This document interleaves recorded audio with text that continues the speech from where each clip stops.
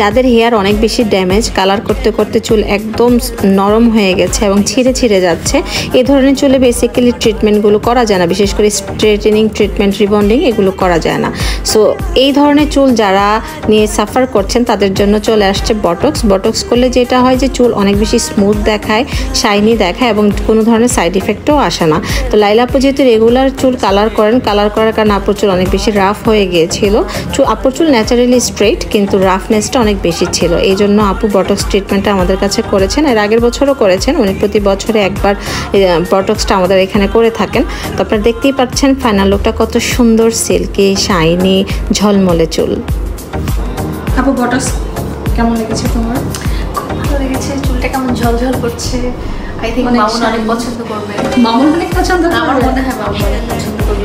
ও অনেকবার, ও অনেক 2021 থেকে সে বলছে তুমি কি আপুর কাছে, সে আমাকে ভিডিও দেখাইছে তোমার, বুঝছো, টিকটকে তোমার ভিডিও থাকতো না, সেই ভিডিও দেখা দিচ্ছে তুমি কি আপুকে বলো তোমার চুলগুলো যেন খুব ঝলঝল করে দেয়। অনেক সব 6 বছর পরে কি আপু করে দিল আমার চুল। গত বছরও করেছি। ও গত বছর করেছে, আচ্ছা আচ্ছা ভুলে যাও। 5 বছর পরে করে দিয়েছে, আজকে 6 বছর। আচ্ছা তোমার নেলগুলো দেখো, এই নেলগুলো দেখো, পায়েরগুলো করা হয়েছে কিন্তু